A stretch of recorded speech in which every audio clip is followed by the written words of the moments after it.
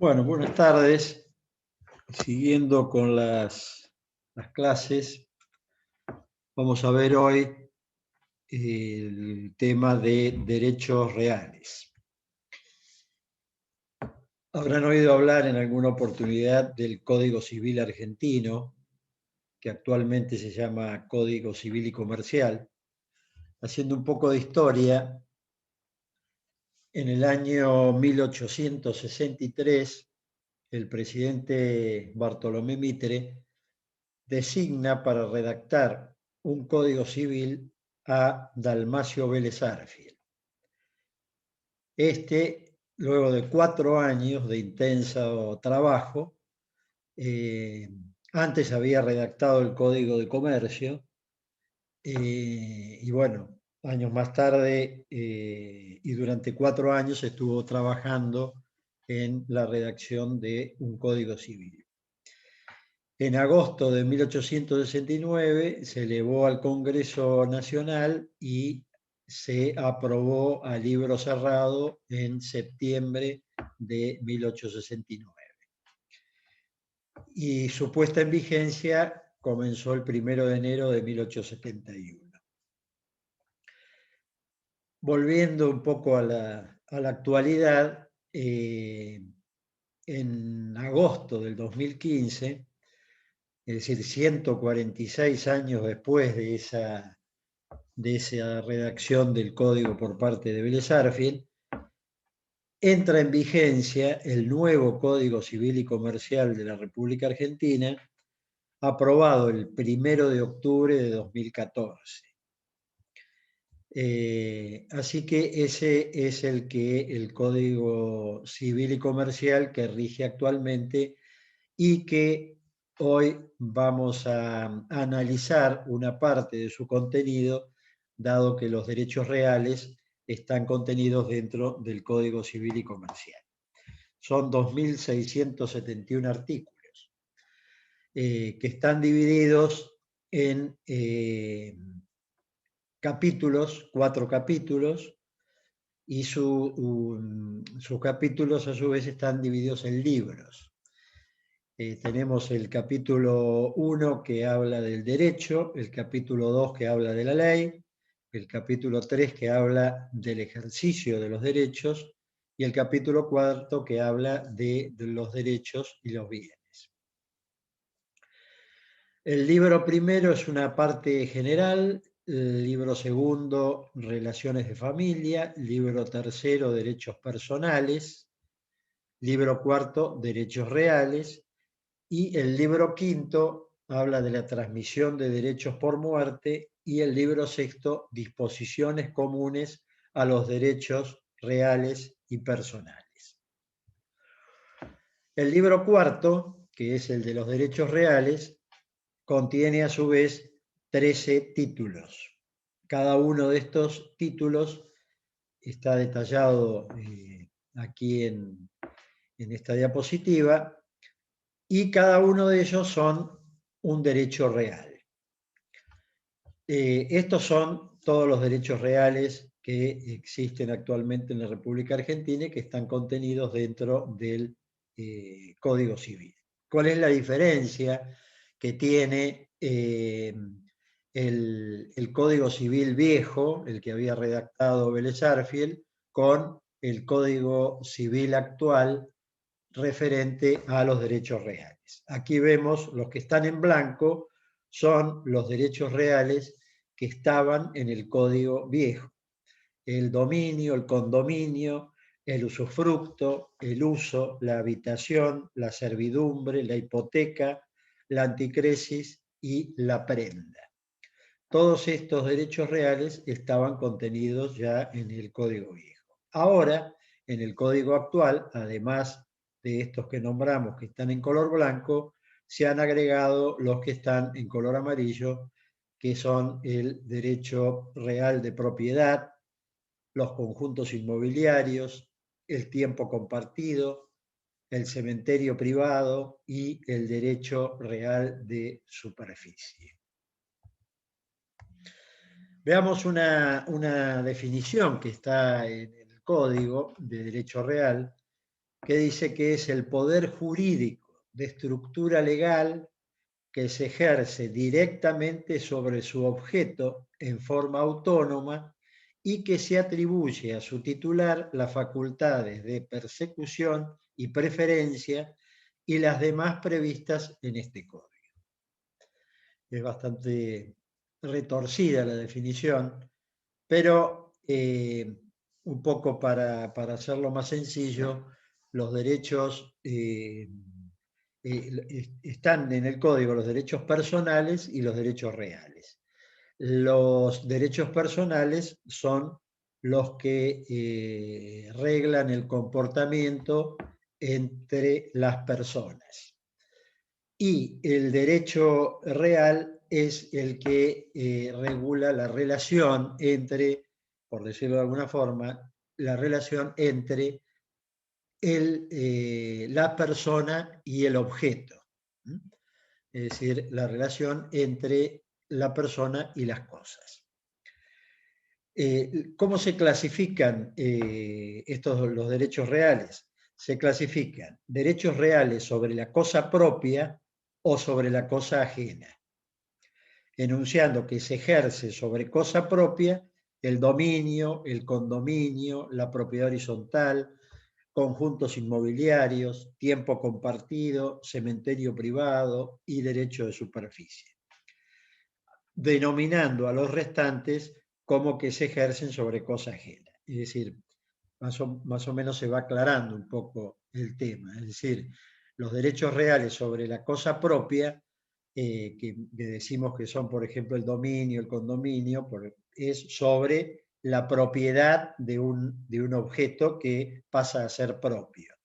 Mientras que los derechos sobre la cosa ajena, que son el usufructo, el uso, la habitación, la servidumbre, la hipoteca, estamos así, es una relación entre un objeto que es de otro, es decir, por ejemplo, el uso, el usufructo, yo quiero usar o usufructuar un objeto que pertenece a otra persona. Entonces ahí es donde nace el derecho real de propiedad sobre la cosa ajena. El nuevo Código Civil y Comercial habla de dominio perfecto y hace una definición donde dice que el dominio perfecto es el derecho real que otorga todas las facultades de usar, gozar y disponer material y jurídicamente de una cosa dentro de los límites previstos por la ley. Y dice que el dominio se presume perfecto hasta que se pruebe lo contrario. O sea que estamos hablando del dominio. No sé por qué el nuevo código habla de dominio perfecto. Obviamente que si no existe el dominio, es decir, no hay dominio perfecto o imperfecto. Hay dominio o no hay dominio. Pero bueno, eso es lo que habla el nuevo código sobre la definición.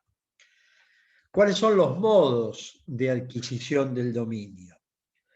Un modo es por apropiación. Es la aprehensión de las cosas muebles sin dueño o abandonadas por el dueño, por ejemplo, animales de casa o peces de los mares y los ríos, las cosas que se hallan en el fondo del mar o en el fondo de los ríos, esas, y alguien va y las toma, se conoce como adquirir el dominio por apropiación. La segunda forma de adquisición del dominio es por especificación o transformación. ¿Qué quiere decir esto? Esta es una manera de adquirir el dominio, por ejemplo, para la industria. La industria compra materia prima y mediante técnicas diferentes las transforma en objetos que son propiedad de la industria o de la empresa que los ha fabricado. Entonces, se dice que adquiere el dominio por especificación o transformación. Otra forma es por accesión. Es el incremento de la superficie de un bien por la acción de la naturaleza. Puede ser por aluvión o por abulsión, que es cuando un río o un arroyo arrastra o lleva con fuerza alguna cosa susceptible de adherencia natural en un terreno aguas abajo. Entonces puede ser tierra, arena, plantas, y las une a ese terreno. Entonces, el propietario de ese terreno adquirió tierra o plantas o algún otro objeto que se adhiere a su propiedad a través de la accesión. Otra forma es por tradición. Es la forma más común de adquisición del dominio. Se da cuando el propietario, con capacidad para enajenar, transmite ese derecho a el adquirente mediante una escritura traslativa de dominio. Es decir, se lo vende. Por la percepción de los frutos, es decir, los productos naturales de los árboles y vegetales que pertenecen al titular del dominio del inmueble en el que están plantados, esos frutos pertenecen al titular de ese inmueble. Por sucesión de derechos del propietario, es decir, esto es por herencia, ¿no? Es decir, la persona muere y sus herederos adquieren el dominio de esa propiedad. Otra forma es por prescripción adquisitiva, es decir, alguien que toma posesión de un inmueble y hace uso de él durante 20 años, provoca mejoras, paga los impuestos y entonces con el transcurso del tiempo puede reclamar la pertenencia de ese bien. Entonces adquiere el dominio por prescripción adquisitiva. ¿De qué manera se protege el dominio? Es decir, una vez que algo forma parte de propiedad de una persona, ¿de qué manera se está protegido ese dominio? Bueno, el artículo 17 de la Constitución Nacional, ya lo dijimos en la primera clase que yo les grabé también sobre nociones de derecho. Ese artículo dice que la propiedad es inviolable y ningún habitante puede ser privado de ella, sino en virtud de sentencia fundada en ley, que es decir, una expropiación. Entonces, la protección del dominio también se efectúa, esto es es decir, nadie puede arrebatarle la propiedad o su dominio si no es con una ley de expropiación. Y esto lo puede hacer únicamente el Estado. Ningún particular puede apropiarse de un dominio de otra persona. También cómo está protegido el dominio, obviamente en los registros de propiedad, donde se toma conocimiento y se registran todos los actos y contratos relativos a los derechos reales de esa propiedad. El registro inscribe los títulos que se transmiten, modifican, extingan o tengan vinculación con el dominio. Como también si hay algún embargo o actos que declaren incapacidad o inhibición de la persona que resulta titular de ese dominio y le impiden la libre disposición de sus bienes. El título de propiedad, por otra parte, le permite al ingeniero o al agrimensor o quien tenga que hacer la tarea la correcta ubicación del bien con los deslindes como paso previo para una mensura. Es decir, en la escritura está bien detallado que el inmueble linda al este con tal cosa, al oeste con tal otra, al frente con la calle tal, que los ángulos de lateral de tal de tal lateral son tales, que los otros son... Entonces, ese es el primer documento que el profesional tiene para ubicarse, para determinar en el lugar la parcela de que habla el título de propiedad. Y a partir de ahí hacer un plano de mensura para que quede dentro del catastro, como ya vimos también en la clase anterior. ¿Cuáles son las restricciones y los límites que tiene el dominio? Bueno, hay restricciones en el interés público, como son también lo que vimos en la clase que yo les di anteriormente, sobre reglamentaciones municipales. Recuerdan el FOT, los retiros, las alturas, el camino de sirga, etcétera, que estos son restricciones que el Estado pone para poder disponer del dominio de una persona. Y también hay restricciones de interés de los vecinos, por ejemplo, las molestias, que pueden ser humo, calor, olores, ruidos, etc. Obras y trabajos que hacen los linderos, falta de conservación de los edificios, instalaciones cercanas a la pared medianera, utilización de la pared medianera, árboles, ramas, raíces, goteras de techos y desagües que pueden desaguar sobre el terreno lindero, luces y vistas de uno con respecto al otro, en fin. Todas estas son restricciones de interés de los vecinos. Y las otras son restricciones de interés público, donde las pone el propio Estado y el no cumplimiento obviamente son penalizadas. Bueno, hasta aquí vimos el primero de los derechos reales, que era el dominio. Veamos ahora el condominio, que es el segundo. ¿Y qué es el condominio? Es el derecho real de propiedad sobre una cosa que pertenece en común a varias personas. No es como el dominio, que pertenece a una persona. Y que corresponde a cada una por una parte indivisa. Las partes de los condóminos se presumen iguales, excepto que la ley o que alguna reglamentación determinen lo contrario. El condominio puede ser normal o puede ser de indivisión forzosa. Condominio normal es el que, por ejemplo, un edificio de propiedad horizontal, que ya vamos a ver qué es la propiedad horizontal, y que está dividido en varios departamentos, que cada uno es propiedad de una persona distinta, pero están en condominio. La parcela es una sola que pertenece a todos los propietarios. El propietario tiene su propiedad, tiene su dominio sobre la parte que habita, pero la parcela es de todas las unidades funcionales.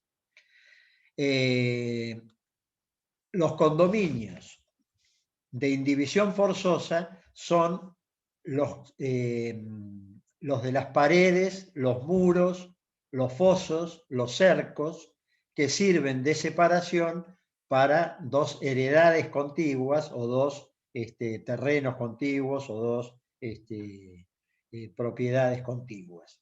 Ese muro se denomina de indivisión forzosa. Y eso es lo que tiene que ver con la medianería. La medianería es el condominio de muros, cercos, fosos divisorios entre dos predios vecinos y que pertenecen a distintos propietarios. El primero que construye puede invadir la mitad del terreno vecino con la mitad del espesor del muro. Es decir, en una subdivisión de una manzana, supongamos, que se divide en parcelas, las parcelas esas están separadas entre sí por la línea medianera, que se llama. El eje medianero divide los dos lotes. Cuando uno va a construir, puede construir del eje para su terreno y del eje hacia el otro terreno. Cuando venga el otro que va a construir, va a poder utilizar esa pared que el primero, ese pedazo de pared que el primero construyó del eje hacia el terreno del vecino. Obviamente se la va a tener que pagar. Pero el muro que está del eje para el lado de uno y del eje para el lado del otro es un muro de indivisión forzosa. Ese es el muro medianero y la medianería se considera en condominio. Es decir, no es propiedad ni de uno ni del otro, es propiedad de los dos. Bueno, a partir de la pared hacia adentro, cada uno va a ser dueño de su casa, pero ese muro que se llama de indivisión forzosa, muro medianero, está en condominio. Espero que se entienda. Bueno, ¿qué dice el código de acuerdo a las dimensiones que se puede tener ese muro medianero? Inicialmente el máximo era 18 pulgadas, porque los muros normalmente eran de 45 centímetros, entonces se utilizaban 22 centímetros para cada lado. Hoy en día los muros son de 30, entonces se toman 15 centímetros para un lado y 15 centímetros para el otro, la pared medianera de 30 centímetros. Bueno, los muros de indivisión forzosa. Puede ser medianero cuando los dos propietarios están usando la pared. Es decir, uno usa los 15 centímetros de su lado y el otro usa los 15 centímetros del otro. En ese momento, entonces, el muro ese se llama medianero. Ahora, si vino un vecino, construyó la pared medianera, 15 para un lado y 15 para el otro, pero del otro lado no hay nadie, porque el otro vecino o no construyó o no la está usando, ese muro se llama privativo, es privativo del que la está usando. Y se puede hacer uso del muro en forma específica, es decir, como muro para soportar carga, para aislamiento acústico, térmico, para separarse del exterior, cubrir una cochera, colocar cañerías, etcétera, etcétera. Puede ser de simple cerramiento, es decir, que se construya la pared 15 para un lado, 15 para el otro, pero sea simplemente para ninguno de los dos la está usando, ninguno construye sobre la pared y entonces es un muro de simple cerramiento. Normalmente la altura de cerramiento forzoso se considera de 3 metros, salvo que las normas municipales, los códigos de edificación especifiquen otra cosa. Aquí vemos un esquema donde hay dos edificios, uno es más alto que el otro, entonces aquí pueden ver claramente esa diferencia que les estaba explicando entre un muro medianero y un muro divisorio. Hasta el edificio más bajo, esta pared que está sombreada se considera un muro medianero. ¿Por qué? Porque los dos están haciendo uso del muro como pared medianera, como pared portante, digamos. El pedazo que va desde el edificio más bajo al edificio más alto, si bien continúa la misma pared, pero ese muro se considera que es un muro privativo del edificio más alto. ¿Por qué? Porque el edificio más bajo no la está usando esa pared. Y aquí vemos otro ejemplo. Aquí hay dos propiedades, A y B, que están separadas por un muro que no se considera medianero porque ninguno de los dos la está usando. Es un muro de cerramiento forzoso de A y de B. En este caso, en el caso 2, se dice que es un muro privativo de A, porque si bien está construido en el eje medianero y sobre este pedazo también está construida la pared, B no la está usando para nada, porque no está construido, no tiene ninguna construcción. Entonces es un muro privativo de A. Y en este caso se dice que es un muro medianero de A y de B. No en toda la extensión, sino es medianero de A y de B en el pedazo que están utilizando los dos. En el caso que siga la pared hasta el fondo y siga para acá y ninguno de los dos la esté utilizando, sería ese pedazo muro de cerramiento forzoso. Bueno, esta es la explicación que les di recién. La extensión de la medianería como les dije antes, es hasta el edificio más bajo. Ahí se considera pared medianera. En el largo se debe extender a lo largo de los dos predios. El espesor, como ya dijimos, es de acuerdo a puede ser como máximo 22 centímetros de cada lado y si no, 15 centímetros, que es lo que establecen todos los códigos. Bien, ¿de qué manera se adquiere la medianería? Puede ser por contribución de los gastos, es decir, que los dos linderos justo coincide que van a construir al mismo tiempo. Entonces deciden, como los dos van a apoyar sobre esa pared, deciden hacer esa pared a medias, contribuyendo con los gastos y construyendo la media. Entonces, en ese caso, los dos, tanto el que está de un lado como está del otro, tienen adquirido el derecho de la medianería. La otra forma puede ser por compra de esos derechos, es decir, primero vino uno, construyó la pared y después al tiempo vino el otro que iba a construir su casa e iba a recostarla sobre ese mismo lugar y iba a utilizar la medianería, entonces le compra, se debe hacer lo que se llama liquidación de medianería y le paga los gastos que correspondan, que ya ahora vamos a ver cómo se hace, por el derecho de medianería. Puede ser por donación, puede ser que el que primero hizo la pared y después viene el otro y construye, el vecino decide donarle el derecho de medianería gratuitamente. Por compensación, puede ser cuando un muro está en malas condiciones, entonces el que viene del otro lado le plantea la necesidad de reconstruirlo porque ese muro, él no puede construir sobre ese muro porque está muy deteriorado. Entonces, esto se llama por compensación. Por prescripción, porque puede ser que el que hizo la pared, cuando el otro vino y construyó, nunca le reclamó nada, ni el que debía preocuparse por pagarle tampoco se preocupó.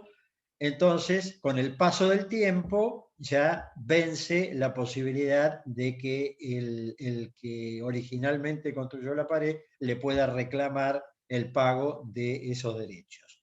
Entonces se dice que adquirió el otro, el de al lado, los derechos de medianería por prescripción.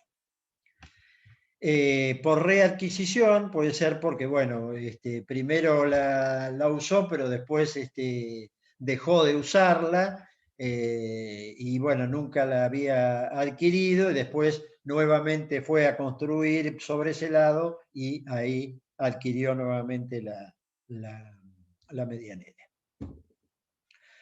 ¿Cuáles son los elementos que componen un plano de medianería? El tema de medianería es un tema que no siempre en todos los casos, pero en una gran cantidad de casos siempre termina con litigios porque, bueno, quien hizo la pared medianera entiende que a lo mejor a veces el vecino le debe pagar más de lo que debe, lo que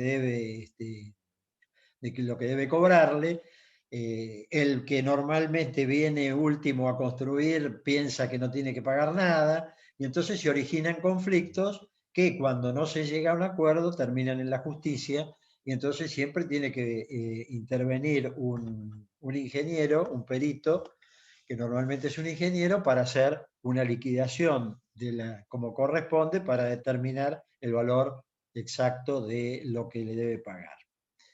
Entonces, bueno, se hace una documentación que hay que ponerla, dibujar en una escala pequeña en la ubicación de los lotes, la dirección, individualizar bien los dos lotes, la vista del muro en escala 1 en 100, el muro en planta, individualizar los distintos sectores del muro, porque, como vieron, y ahora vamos a ver con un ejemplo, va a haber partes que el que viene las va a usar realmente, va a ser un muro medianero, pero va a haber otras que no va a utilizar, o va a haber unas que va a utilizar hasta cierta altura. Así que todo eso tiene que estar perfectamente especificado en la documentación. Y luego habrá que hacer un cómputo métrico, un presupuesto, y de esa manera se hará el reclamo que, como les dije antes, si no hay acuerdo, tendrá que acudirse a la justicia para que un juez determine la obligación de pago que corresponde. Bueno, aquí ven, por ejemplo, lo que les estaba mencionando. Este es un muro que estaba construido y luego viene uno al lado y hace esta casa que ustedes ven acá en línea de punta, en rayado. Y entonces acá van a ver que el que el que viene ahora y tiene que pagar, va a tener que pagar todo lo que aquí ustedes ven que está en blanco. Es decir, porque todo eso era pared construida por el vecino original, que ahora esta persona que viene a construir ahora va a utilizar.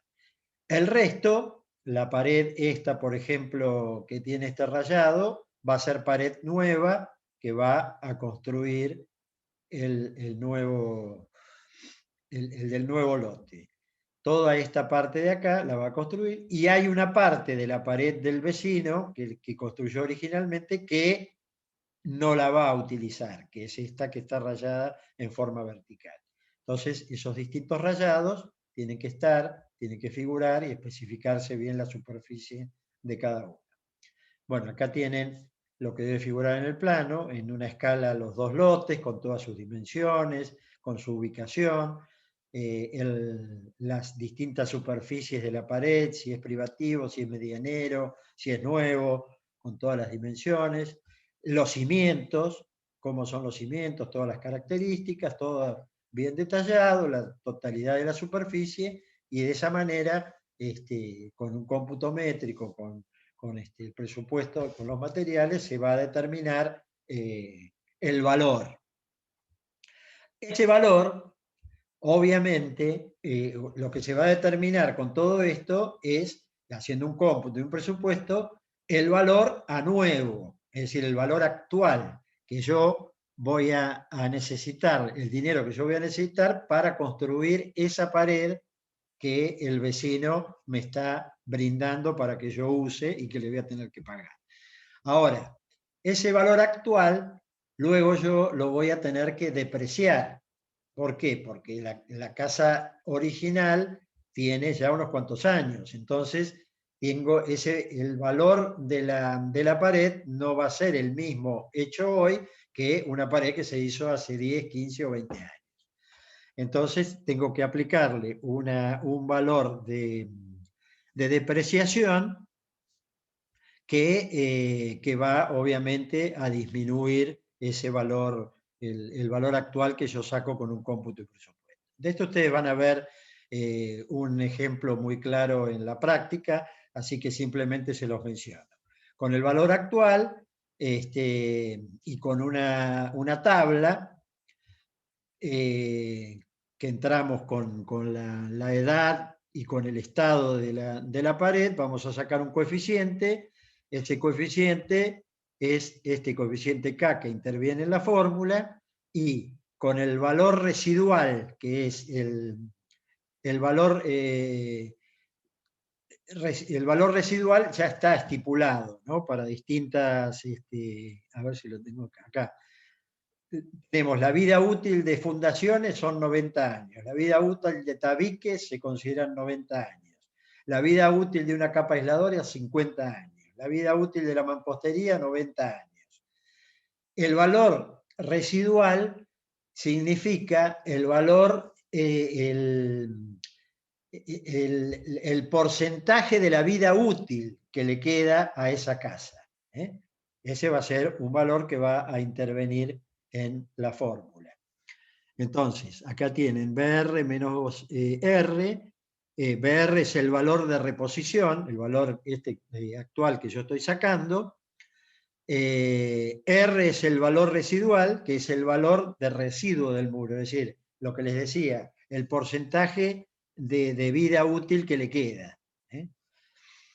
La edad que tiene, tenemos que conocer la edad que tiene la pared, la vida útil que tiene una pared, y con eso vamos a sacar qué porcentaje le queda para valor residual. Con todo eso entramos en la fórmula, y con esa fórmula vamos a obtener el valor que deberíamos pagarle al vecino. Bueno, como les dije, este tema de medianería lo van a ver claramente con un ejemplo que cada cada comisión va a tener que detallar perfectamente. Van a tener que hacer un planito con todas las cosas que hay que presentar, como yo les dije. Así que, bueno, por ahora hacemos un intervalo y seguimos en breve.